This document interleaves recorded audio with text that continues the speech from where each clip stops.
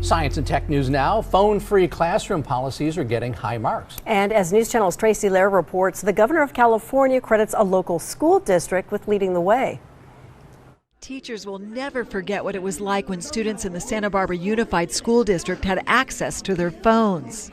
You're looking out on a class of kids going like this, and there's just something deeply disheartening about that, and there's no way they're going to be successful. No way to keep their attention. There is no way I can compete with the internet. That's not possible. I can never compete with that. That inspired Kim Tilton to ban cell phones in her class and convinced the Santa Barbara Teachers Association to push for a district-wide ban. I wanted that for everyone.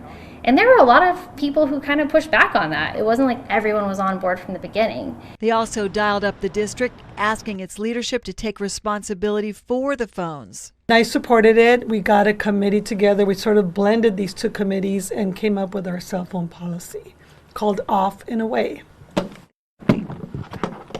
The Off and Away policy places them in plastic boxes or so-called iPhone hotels that look like pocket organizers. As soon as students arrive to La Cuesta, they come in, they're greeted by one of our highly motivated teachers, and they are greeted warmly but also reminded of our no cell phone policy on campus, and students will turn in their phones. Before COVID, the district offered students of all ages iPads as a way to even the playing field of the have and have-nots.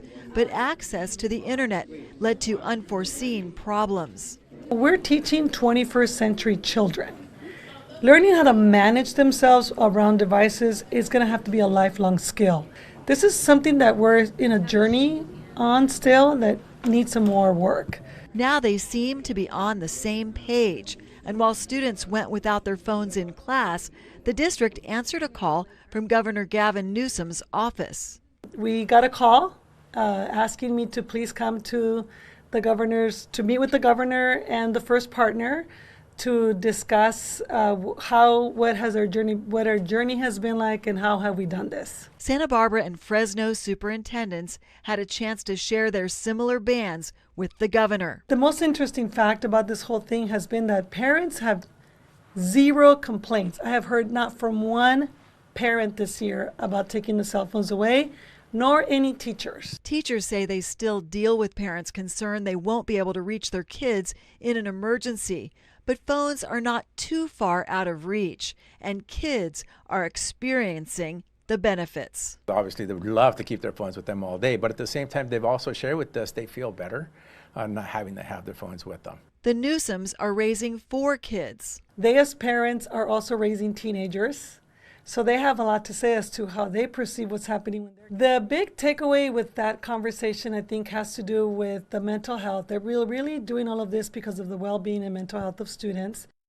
Schools nationwide now want to give Off and Away a try. And my phone's been ringing nonstop over the past several months. It's a big honor and a testament to the work of our staff and community that they brought this forward as something that was a need. Way before everybody else, they've experimented, they've learned, and now we can share these lessons with the rest of the state. As nice as it is to be in the education spotlight, teachers say it's important to empower parents and students to think about their cell phone use. They can stay focused, they can learn, and they don't have that, that knee-jerk reaction to just look at it every few minutes, even if it's not making noise. They say consistency is key. In Santa Barbara, I'm News Channel reporter Tracy Lair.